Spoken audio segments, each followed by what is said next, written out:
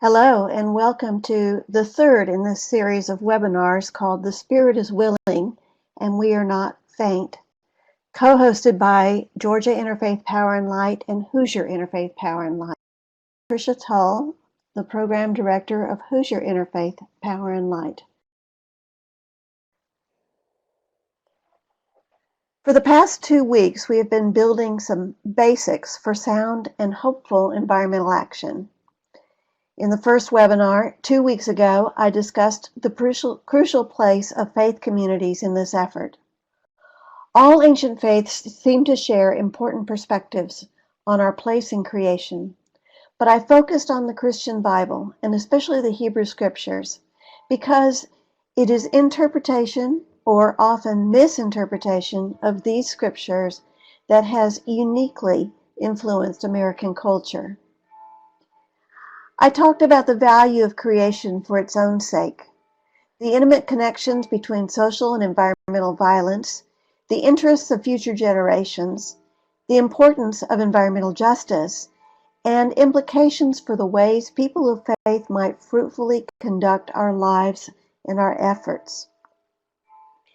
Last week, I talked about how we grow within ourselves and among ourselves the qualities that make for social change. I used the concept of metamorphosis to examine stories of dramatic change from our own history, some surprising twists and turns in our current story, and personal character traits that I believe contribute to strong and healthy social transformation. Both of these webinar segments are available at Hoosier and Georgia IPL websites. Today, I want to address a question that environmental supporters often have about how to talk to others about our concerns. Then I want to discuss how prophets, both ancient and modern, communicate their visions and give an example of one biblical vision that has been important in recent generations. Then I want to examine another prophetic vision that I believe can inform our social shifts today and shine a light on people who are working this out, both technologically and ideologically. I'll point to a shift in thinking that we can all practice to our benefit, and finally, offer a redefinition of resilient hope. So to start, I'm often asked how to talk to climate deniers. There are 2 things that I tell people. The first is that we should distinguish between climate deniers and climate doubters. This is difficult since climate deniers don't like to call themselves that, but there is a large difference between the relatively few people who actively seek to undermine what scientists are saying and the many who are simply confused by these few people's words. Naomi Oreskes and Eric Conway's research has exposed the actions of those who, for profit, undermine healthy social movements by sowing seeds of doubt about scientific research. These are not doubters, but deniers, selling doubt. But on the other hand, there is Uncle Joe, who says he doesn't believe God would let this world be destroyed. Or Alice down the street, who heard on the radio someone saying the science isn't clear. Social sciences have shown that people's opinions often have more to do with social identity than reasoned arguments. Debates don't change people, but sometimes listening carefully can open doors, using language we all share, such as family, grandchildren, health, fairness. And even if we can't change someone else's mind, we can learn something from them about how people are thinking. The large changes we are facing are not just a simple vote in which the ayes or nays carry the day. Rather, we are seeking a cultural shift in which a pervasive old view, one we've known all our lives, becomes unacceptable, and what now seems a foreign understanding takes its place. This is not something we can simply debate and vote into being. Humans are not that rational. But fortunately, and this is the second thing I find helpful to remind people, The future doesn't depend on our convincing climate deniers or climate doubters. People who are dedicated to change often tend to focus more attention on those standing farthest from themselves ideologically than on the whole spectrum of people in between. Their mental picture may look more like this: people separated by great chasms, when really the landscape is more like this: people scattered all across the map in kinship clumps. What helped my own thinking about this was this chart called the Spectrum of Allies. Vocal climate deniers would in this case be the active opponents, and climate doubters who may not speak their views would be passive opponents. Our goal is not to move people all the way across the spectrum, but instead, at any given time, to invite people to shift from one piece of the pie to the next. When we do this, passive supporters become active, neutrals become passive supporters, and passive opponents decide they aren't sure. When this happens, the support shifts out from under the deniers. For instance, in 1964, the Student Nonviolent Coordinating Committee in the U.S. South noted that they had a lot of passive allies in the North, especially students, who didn't need to be convinced, but invited into active support. So they invited the students south for the summer, and they came in droves and shifted the whole national conversation. When we meet with others in our environmental advocacy groups, we may think we are not doing something important because we are all the choir together, preaching to the choir. And yes, if we only interacted with the likes of ourselves, we might feel more secure in our opinions, but we would do no good. In reality, though, when we talk among ourselves, we are having choir practice. We're teaching one another the tunes to sing in our daily interactions. This matters because we have heavy lifting to do. Not the heavy lifting of trying to eradicate climate denial head on, but in a society that is hovering between denial and despair, the heavy lifting of not only articulating the threat that climate change poses, but more importantly, of imagining another world, an alternative future that we can't quite see yet, and helping others to do the same. One guide to conversation called Climate Message suggests a triangle of 3 topics that seem to be effective in personal conversation. First, the threat, noting chaotic weather patterns that we are already seeing, coupled with concern for future generations. Second, the villain, pointing out the financial and political stranglehold that the fossil fuel industry now has on our political process. And third, the solution, local communities acting to take control of our own future.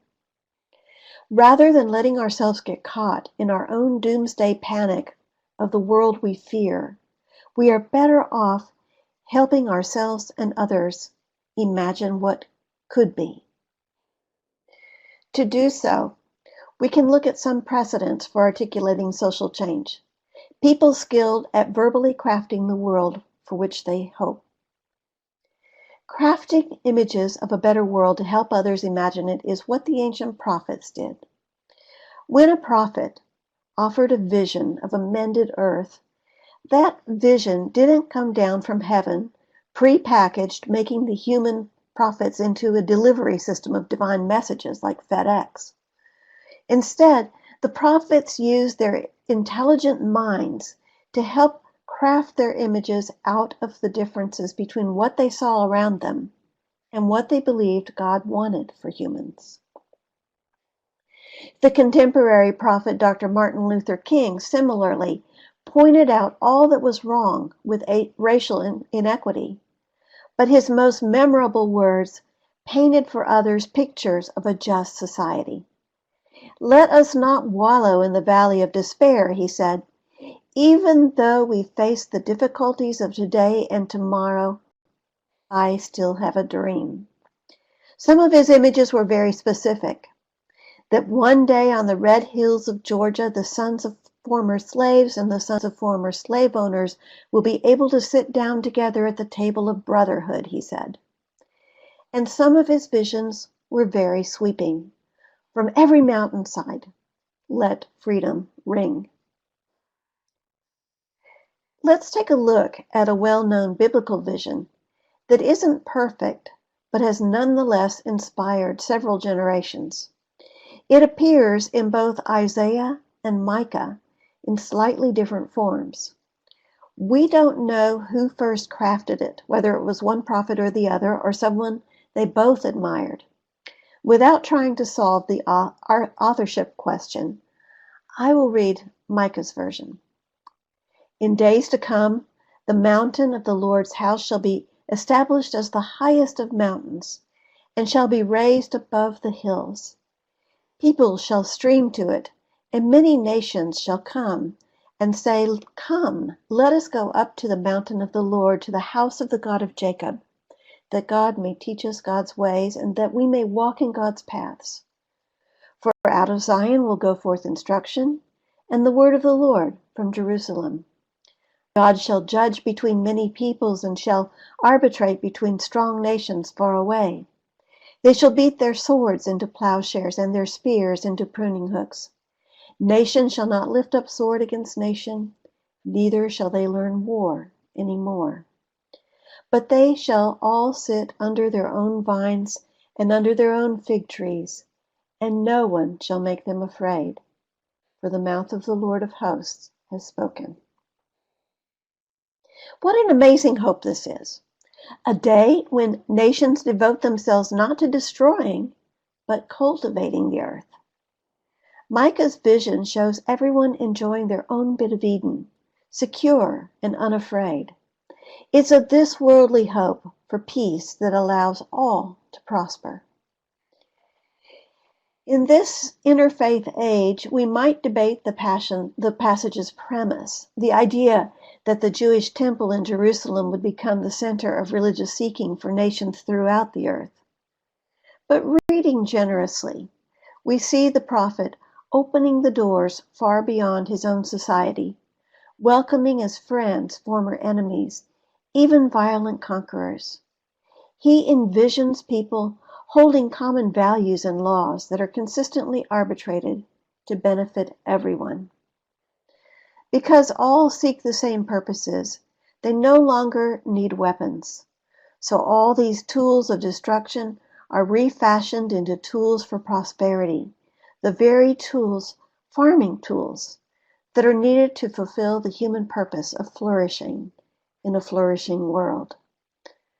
Micah's vision isn't perfect, and I'm not suggesting that we'll ever see it fulfilled word by word. In fact, the streaming of the nations to Jerusalem, at least in its present form, means at the very least long waits at passport control, highways clogged with tour buses, and jostling and rudeness in the Church of the Holy Sepulchre. At the worst, too many people streaming to Jerusalem has led to violent conflict over its fate. But whether Micah's vision is to be duplicated at some future time isn't the point.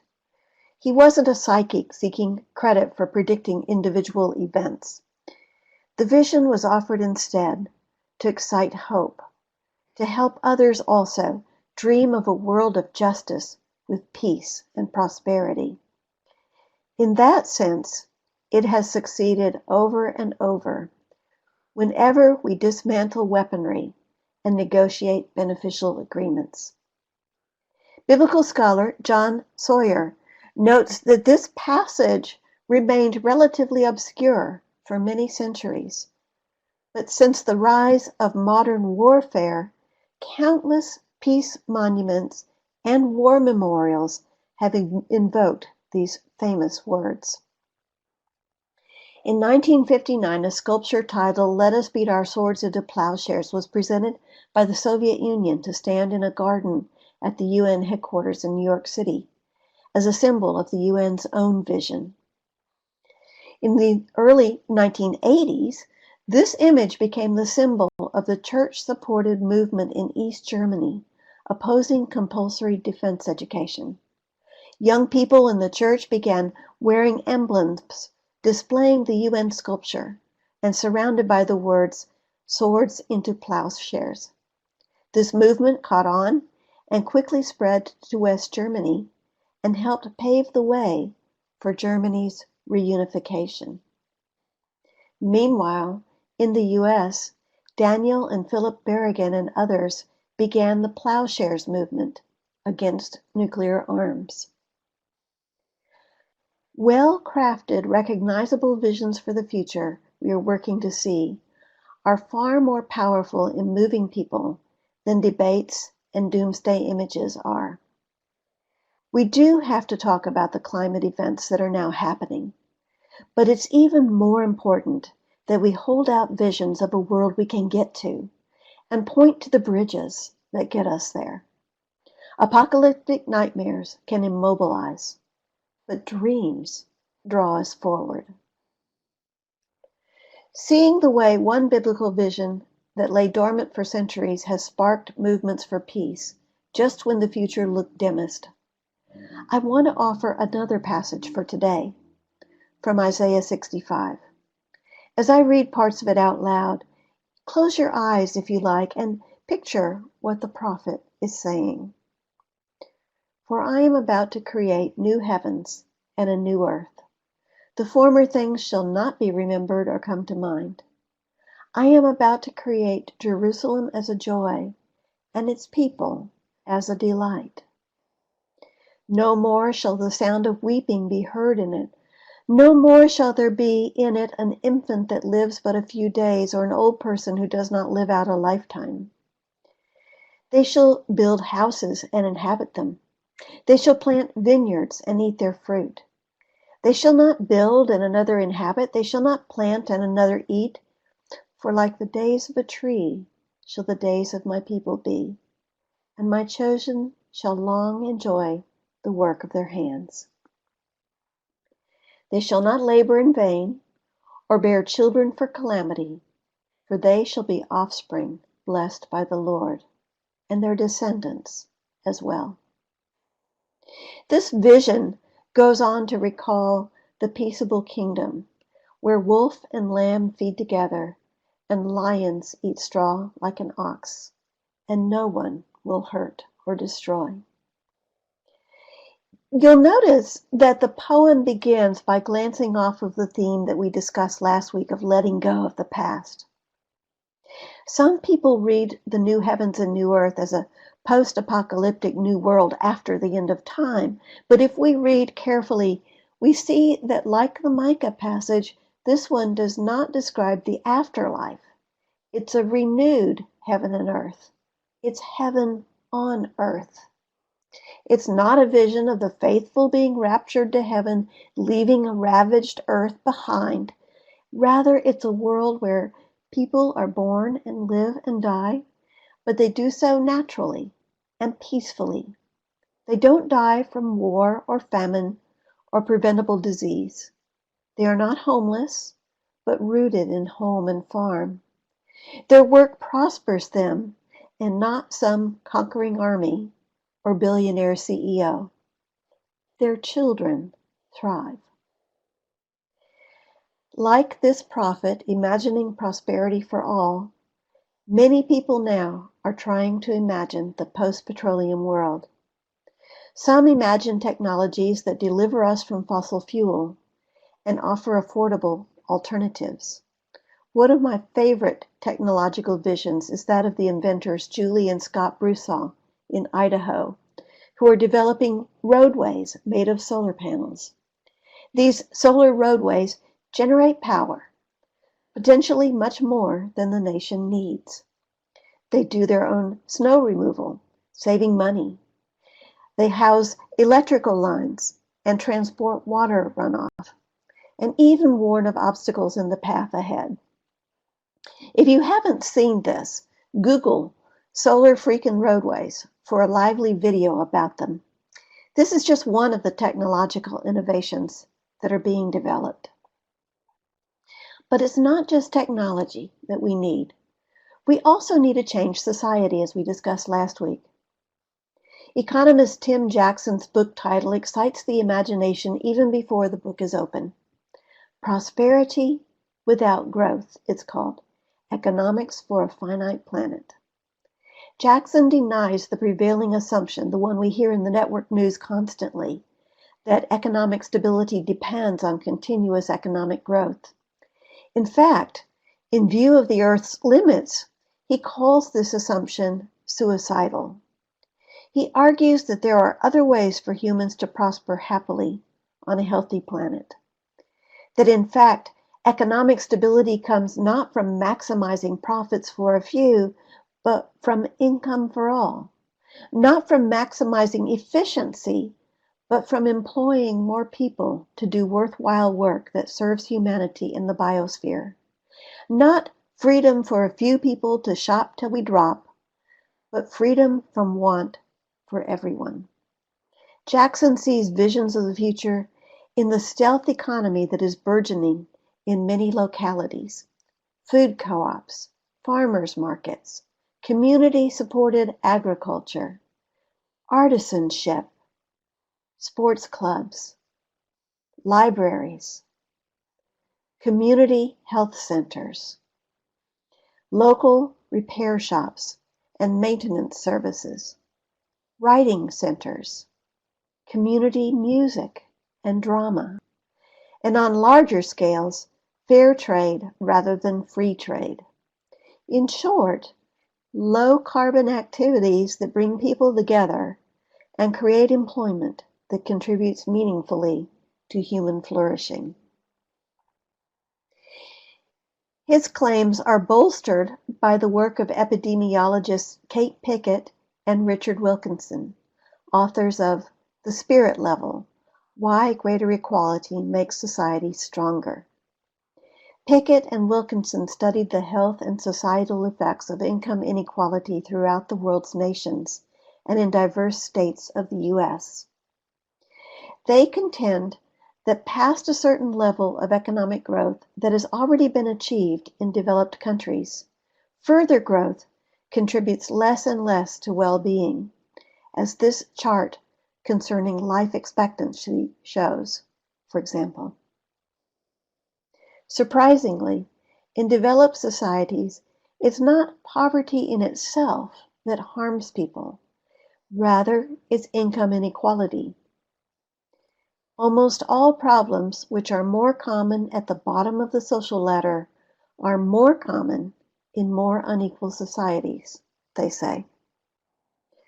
They studied decades of research from around the world about mental health, social trust, life expectancy, infant mortality, obesity, children's educational performance, teenage births, homicides, imprisonment rates, and social mobility. All these data consistently demonstrated that individuals all across a society are physically and mentally healthier and social problems less pervasive in places with a narrower gap between rich and poor.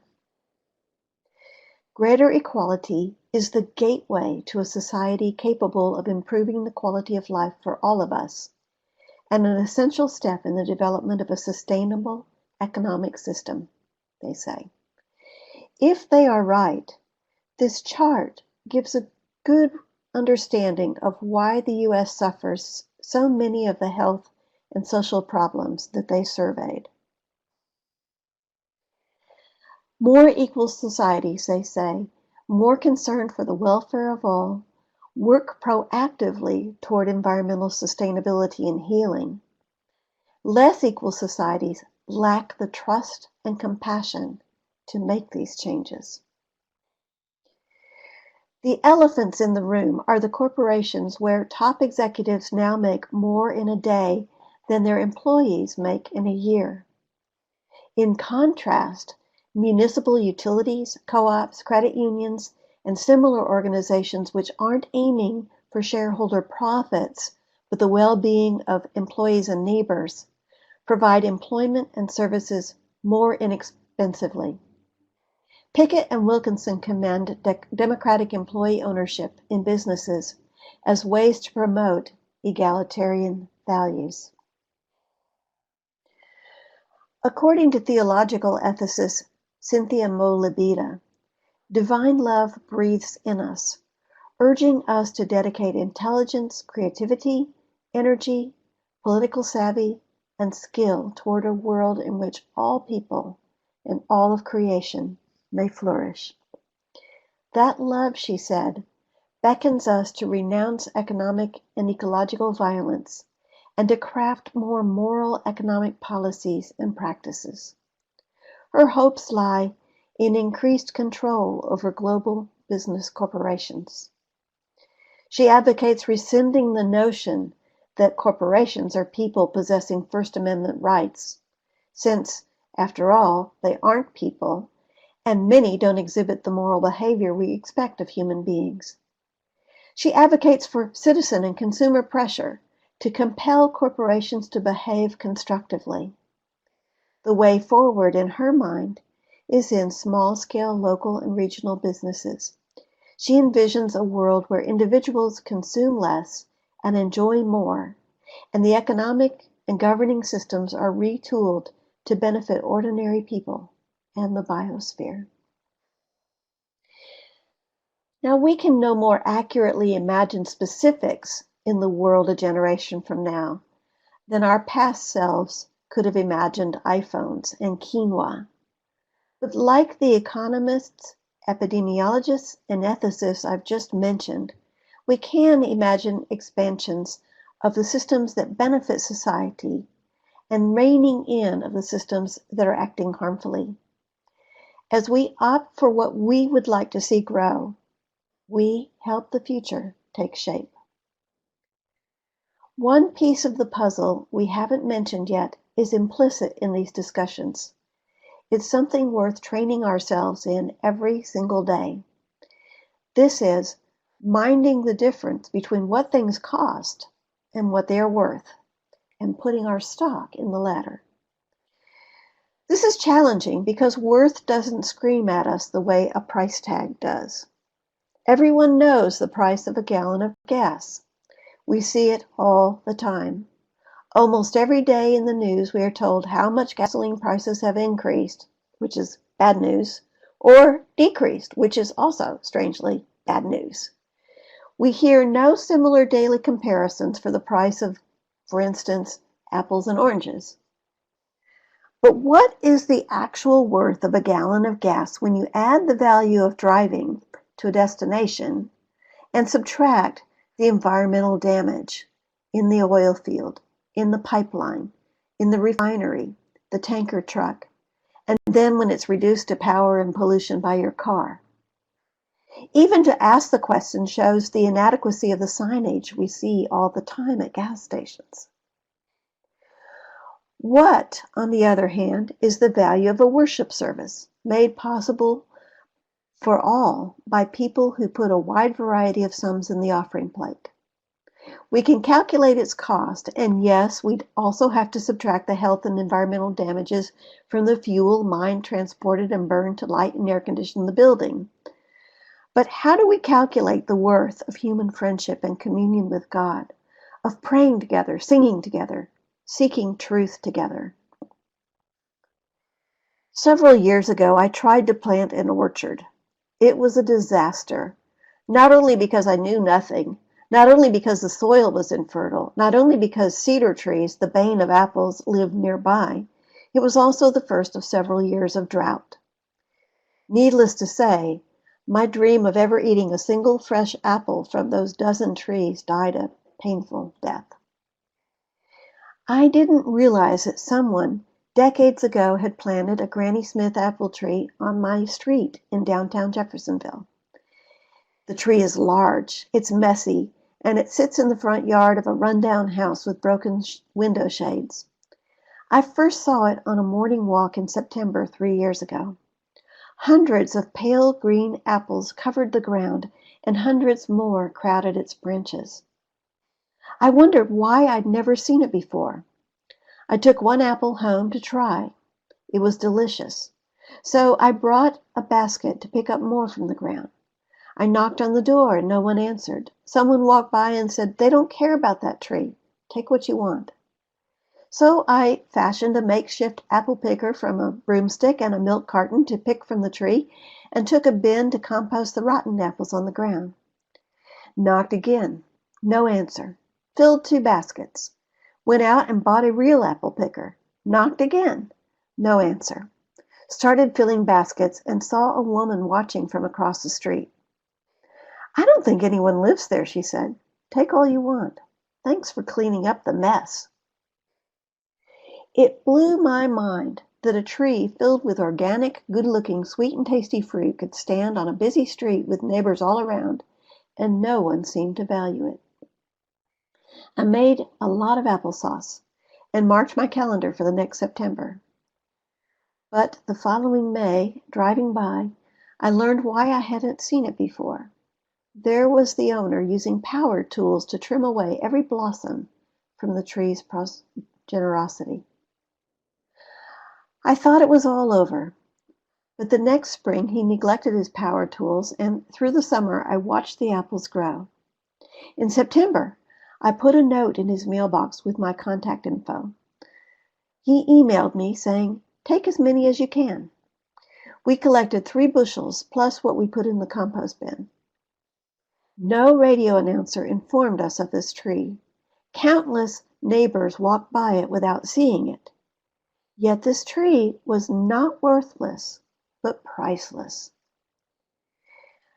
Such a tree is a powerful example of what environmentalists call ecosystem services, the untold wealth benefits we humans receive which we could never repay from the natural world. From the 3 trillion trees on Earth that clean and process our air, break up the soil, provide shelter for beneficial species, cool our cities and forests, and offer building material, firewood, beauty, and food. Let's think also of the billions of nematodes in the ground, the microbes in our guts also, and many other examples of what E.O. Wilson calls the tiny creatures that run the world, most of whom science hasn't even named. Then there are the oceans, moderating the temperature, providing food, rain, borders, and majesty. The value of all these is rarely calculated, but they are what make humans and all animals on Earth very rich. One team of researchers estimates the annual economic value to humans of the ecosystem services of the world's biomes at twice the total GDP. Yet we don't even have these services listed on our spreadsheets. So we are just beginning to calculate the lost value when parts of the earth are degraded. The human economy is unfathomably embedded in and indebted to nature, and we hardly see this. It's like the air we breathe. In fact, it is the air we breathe, and we've barely begun to notice it. So, like the other visions I've mentioned, mine is an economic one. It's that we learn to think not about what things cost, but what they are worth. From the apples down the street, to the 3 trillion trees that may save us, to the potentially stranded assets of fossil fuels, to the human beings worldwide who are treated like objects but have so much to give. It's a learned value structure. Once several years ago, a train in Oregon made a stop right beside a large patch of wild blackberries. My spouse and I jumped out, grabbed a bag, and started picking. Before we knew it, a dozen others had left the train to do the same. They didn't see the worth of something free till they saw someone else valuing it. That is to say, when we cultivate the ability to value things apart from their sticker price, others will follow suit. What we value matters. Every practice of gratitude makes our dream of flourishing more real and makes us stronger, more resilient human beings. And every practice gives the people around us something to go on, so that they too might step away from consumer life as usual into something deeper. Some people are able to take this shift further, changing lifestyles and jobs to make the time to cultivate better the amazing ecological services all around us. These are all social experiments ushering in a new day. The hard part, but the crucial part, is living out the public values that will nudge the whole nation and whole world forward. But this part is just as necessary. Even if we mended 10 acres, we couldn't build a fence against climate change. Global warming isn't privatized, so we have to act for public interest and insist that polluters stop polluting. This is more difficult. It invites more conflict. It starts with us, but depends on others to complete. Yet it's necessary because we can't mend the world alone. And the signs of hope can be promising. For instance, in his fiscal year 2016 budget, President Obama proposed to invest $10 billion in communities struggling with decline in coal mining. The Power Plus plan would provide funds to create new jobs, reclaim abandoned mines, and support health care and pensions for retired mine workers. It would renew employment, infrastructure, tourism, and local food production. Unfortunately, Congress has been slow to act. Only a small piece of this budget has been appropriated, a piece offering large power initiative grants to diversify local economies and offer new job training. Last year, Senator Mitch McConnell of Kentucky openly opposed the Power Plus plan, but he's beginning to get on board, touting now on his own website the appropriations that did pass, which will largely benefit Eastern Kentucky. What happened was that dozens of conservative small towns in Appalachia found out about the plan and began passing their own resolutions urging Congress to act. Frontline communities want and need this money in order to move toward the 21st century. Supporting this plan with Appalachia is an opportunity where others can help amplify the voices of people who are most affected by a fossil fuel industry and heal regions that are very beautiful and very troubled. In the end, here as elsewhere, it's not the cost we should attend to, but the value of revitalizing whole sectors and whole communities. In conclusion, let's talk for a moment about hope. The future is easier to imagine today than it was 10 years ago. 10 years from now, let's hope it will be even easier as we see more of its components in place. But these signs for hope can't be enough because they are what environmental writer Kate Davies calls extrinsic hopes. When I see a field growing wind turbines, I want to see another one and another one. And that's a hope that often disappoints. The more we hope to achieve a particular outcome or goal, the more painful it is when we don't succeed, Davies says. She and others have pointed to a different definition of hope, an orientation of the spirit more than an extrinsic signpost. Czech dissident turned president Václav Havel identified hope as not being the conviction that something will turn out well, but the certainty that something makes sense regardless of how it turns out. Hope, Davies echoes, is the maple tree that scatters millions of seeds even though none may germinate. Not every seed we sow will grow to maturity. Some will fall in unfruitful places, on paths, among thorns, in the rocks. But those seeds that do fall on fruitful soil more than make up for these, yielding as much as 100-fold. When we are called to work for God's creation, we can sow our seeds as profligately as this farmer.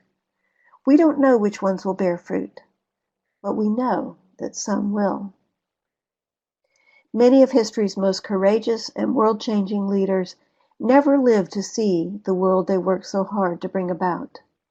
We can think of Lucretia Mott, who organized the world's first women's rights convention and died 40 years before women's suffrage was finally passed. Or John Woolman, the 18th century Quaker abolitionist before abolition was cool, even among Quakers, who died in 1772. Or Rachel Carson, already dying of cancer when she published the book that ignited the modern environmental movement, Silent Spring. Imagine a world in which the climate crisis is not our daily preoccupation. Not a world free from its lingering effects, but one where whatever needs doing has been done. A world that is just, healthful, and beginning to be renewed. We don't know if any of us will live to see it, but I believe some of us will. And of course, as humans do, we'll then move on to the next great human transformation, whatever it may be. Johnetta Cole, former Spelman College president and now director of the National Museum of African Art in Washington, cited the proverb, "Where there is no vision, the people perish." And she quipped, "It is doubly true that without action, the people and their vision perish as well." So I want to invite you to think about a doable action plan, one you can put into place today, this week, and this year. What one change in action or habit can you make today? What one system can you change in your home this week? And in what one way can you help imagine and communicate a human shift that will make this big world more habitable for our children? Thank you all so much for your attention. And in all your efforts, may you be blessed with perseverance and hope. Please leave any questions or comments that you have in the